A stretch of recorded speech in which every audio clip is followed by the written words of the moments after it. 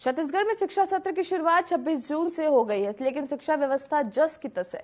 बीजापुर जिले के अंतिम छोर तलरागुड़ा में स्थित छात्रावास आश्रम का हाल बेहाल है। न पीने योग्य पानी है, न ही बच्चों के रहने योग्य आवास, और अधीक्षक नदारत रहते हैं, फिर भी प्रशासन मामले को अनदेखा करता नजर आ रहा है। आश्रम के बेहाल हाल को देखिए हमारी इस खास रिपोर्ट में।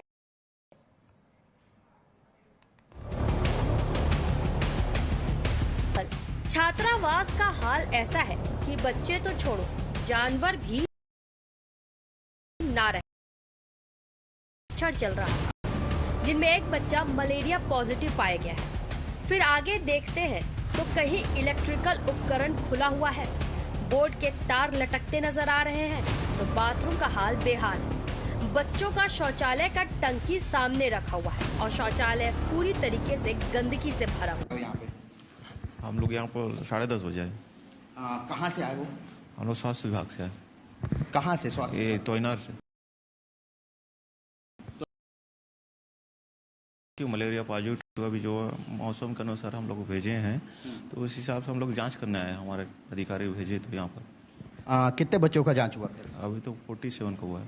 47 का हो चुका है। किन्हीं का निकला मलेरिया? अभी तो एक पॉजिटिव आया है। एक पॉजिटिव आया है। अच्छा। और बाकी सब नेगेटिव है। नेगेटिव है।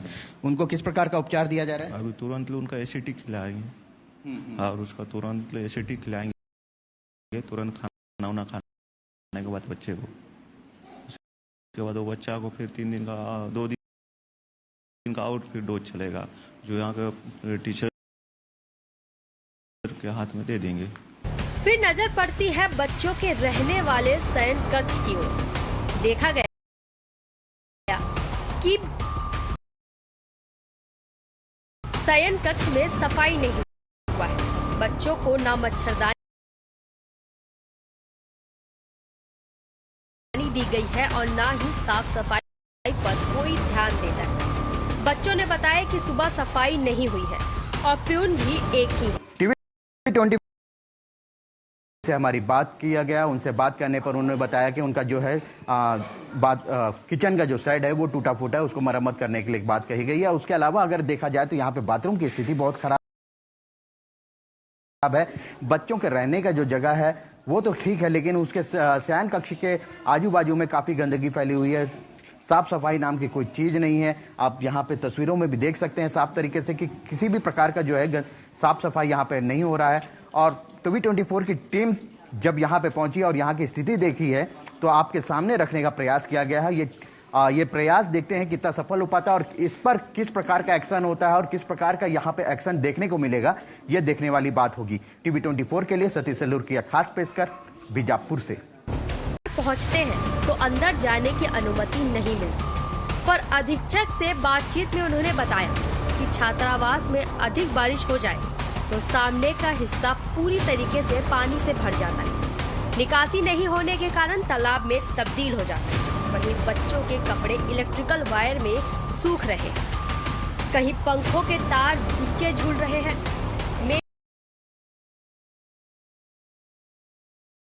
रूम का तो क्या कहना। हालांकि सभी आश्रमों से यह स्पष्ट जरूर हो जाता है कि आश्रम अधीक्षकों को बच्चों की कोई परवाह नहीं।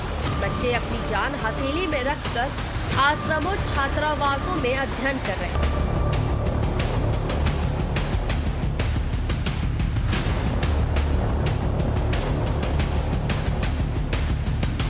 शिक्षा व्यवस्था का इतना बुरा हाल तो केवल एक पंचायत का था। अंदरूनी क्षेत्रों में जहां पर अधिकतर अधिकारियों की नजरें नहीं पड़ती, वहां का आलम तो कुछ और ही होगा।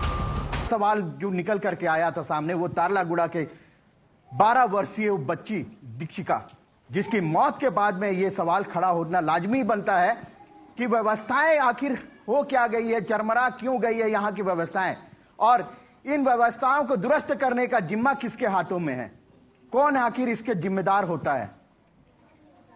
अधिकारी कर्मचारी केवल नोट छापने की मशीन बन के रह गए हैं? क्या वो बच्चों के हवाले से भी पैसा लेना चाहते हैं? क्या यही चीजों की व्यवस्था के लिए उनको हॉस्टल अधीक्षक बनाया गया है?